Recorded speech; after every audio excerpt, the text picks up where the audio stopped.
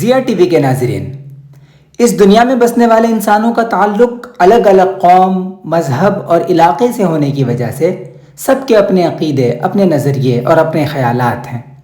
پر آپ کو یہ جان کر شاید حیرت ہوگی کہ مختلف خیالات و نظریات سے معمور اس کائنات انسانی میں صرف ایک ہی نظریہ و فلسفہ ایسا ہے جس پر دنیا کے تمام انسان متفق ہیں، پھر چاہے وہ کسی بھی قوم یا کسی بھی مذہب سے تعلق رکھتے ہوں۔ کیا آپ جانتے ہیں وہ کون سا نظریہ ہے؟ چلیے ہم آپ کو بتاتے ہیں۔ وہ نظریہ ہے نظریہ موت، یعنی ہم اس دنیا میں ہمیشہ نہیں رہیں گے بلکہ ایک دن ہمیں مر جانا ہے۔ یہ وہ نظریہ ہے جس سے کسی کو اختلاف نہیں ہو سکتا۔ لیکن دوستوں، مزید حیرت کی بات یہ ہے کہ موت کو ایک مسلمہ حقیقت مان لینے کے بعد بھی انسان ہمیشہ سے موت سے بچنے کے راستے ڈھونڈتا اور اسے چکمہ دینے کی تدبیریں کرتا نظر آتا ہے۔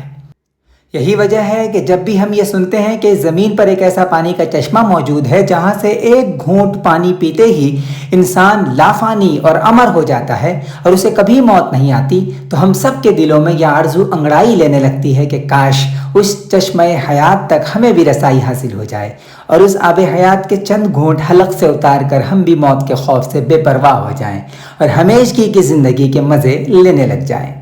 لیکن دوستوں، کیا واقعی ایسا کوئی چشمہ موجود ہے؟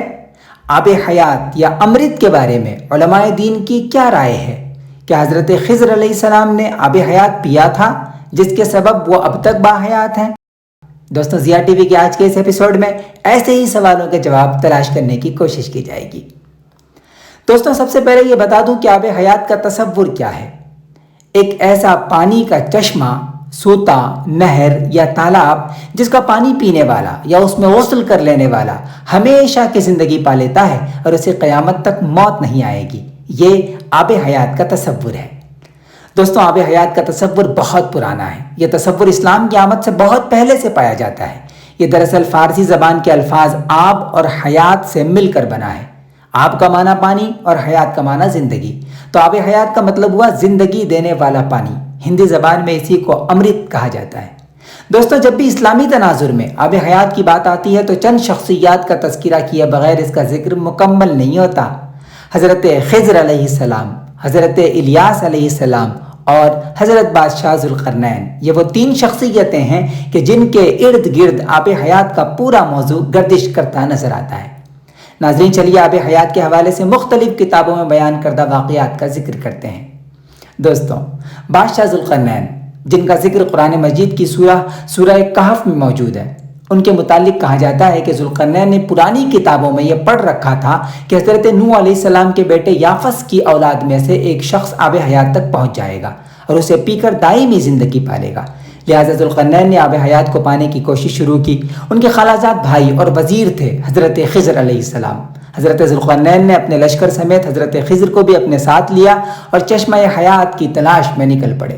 قصہ مختصر یہ کہ حضرت ذوالقرنین انتہائی تلاش اور جستجو کے بعد اپنی فوج اور حضرت خضر کے ساتھ اس علاقے تک پہنچ گئے جہاں چشمہ حیات موجود تھا۔ اس علاقے میں پہنچ کر آپ نے سب کو آب حیات کے چشمے کو تلاش کرنے کا حکم دیا۔ پھر ہوا یوں کہ حضرت خضر کو وہ چشمہ مل گیا جسے آب حیات کہتے ہیں، اور آپ نے اس میں غسل فرمایا اور اس کا پانی پیا، یعنی آب حیات پیا۔ پھر انہوں نے جب آ کر حضرت ذوالقرنین سے بتایا کہ میں نے چشمہ حیات کو پا لیا ہے، تو وہ بھی حضرت خضر کی رہنمائی میں اس جگہ پر پہنچے جہاں سے حضرت خضر نے آب حیات پیا تھا، لیکن وہاں اب کوئی چشمہ موجود نہیں تھا۔ تو دوستوں، اس طرح حضرت ذوالقرنین آب حیات پینے سے محروم رہ گئے اور حضرت خضر نے اسے پی کر طویل زندگی حاصل کر لی۔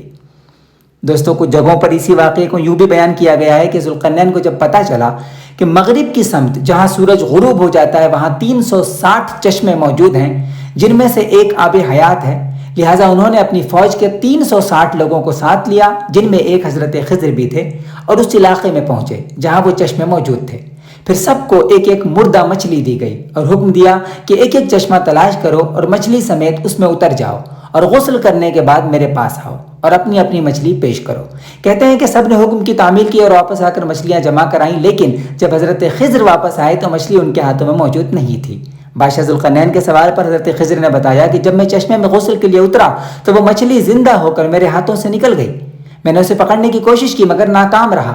حضرت ذوالقرنین نے کہا، مجھے اس چشمے کے پاس لے چلو۔ جب وہ اس جگہ پہنچے تو اب چشمہ وہاں موجود نہیں تھا۔ حضرت ذوالقرنین نے کہا اے خضر یہ تمہارے ہی مقدر میں تھا۔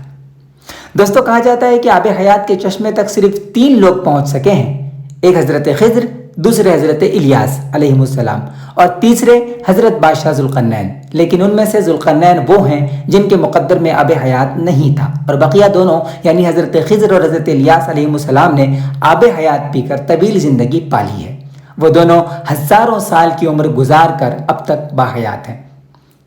دوستوں آب حیات سے متعلق یہ ساری باتیں جو ہم نے اب تک آپ کو بتائی ہیں، یہ وہ باتیں ہیں جنہیں مختلف علماء نے اپنی کتابوں اور مفسرین نے اپنی تفسیروں میں بیان کیا ہے۔ ہم نے حوالوں کا ذکر محض اس لیے نہیں کیا تاکہ ویڈیو آسان اور عوامی معیار کی بنی رہے، بہت زیادہ علمی اور تحقیقی نہ بن جائے، لیکن آخر میں اتنا ضرور کہنا چاہتے ہیں کہ آب حیات کا ذکر نہ ہی قرآن میں کہیں موجود ہے اور نہ ہی کسی حدیث میں، لہٰذا کہیں آب حیات کا چشمہ موجود ہے یا نہیں، اسے ماننے اور نہ ماننے سے ایمان و عقیدے کا کوئی تعلق نہیں ہے۔ ہاں رہی بات حضرت خضر علیہ السلام کی طویل زندگی کی، تو اس موضوع پر ہم تفصیلی گفتگو اپنے آنے والی ویڈیو میں کریں گے، کیونکہ ہمارا ماننا ہے کہ حضرت خضر علیہ السلام اور آب حیات یہ اصل میں 2 الگ الگ ٹاپکس ہیں۔ تو انشاءاللہ ہماری اگلی ویڈیو حضرت خضر علیہ السلام کے مکمل حالات اور ان کے واقعات پر ہوگی۔ دوستوں آب حیات کا تصور اتنا عام اور مقبول ہو چکا ہے کہ اس موضوع پر کئی ناول لکھے جا چکے ہیں اور اس ٹاپک پر کئی فلمیں بھی بن چکی ہیں، اور نہ جانے کتنی کہانیاں آب حیات یا امرت کے بارے میں مشہور ہیں۔ ایک کہانی جو مقدونیہ کے مشہور بادشاہ سکندر، جسے دا گریٹ الیگزینڈر بھی کہا جاتا ہے، اس کے متعلق ہم نے پڑھی ہے، چلیے آپ کو سناتے ہیں۔ کہا جاتا ہے کہ جب سکندر آدھی دنیا فتح کر چکنے کے بعد ہندوستان آیا تو اسے کسی نے آب حیات کے متعلق بتایا، پھر سکندر بھی اس کی کھوج میں نکل پڑا، وہ بھی آب حیات تک پہنچ گیا۔ ابھی وہ چشمہ حیات سے پانی پینا ہی چاہتا تھا کہ کسی نے اسے آواز دی، وہ رک گیا۔ اس نے دیکھا کہ ایک نہایت کمزور اور بوڑھا شخص زمین پر پڑا اسے اپنے پاس بلا رہا ہے۔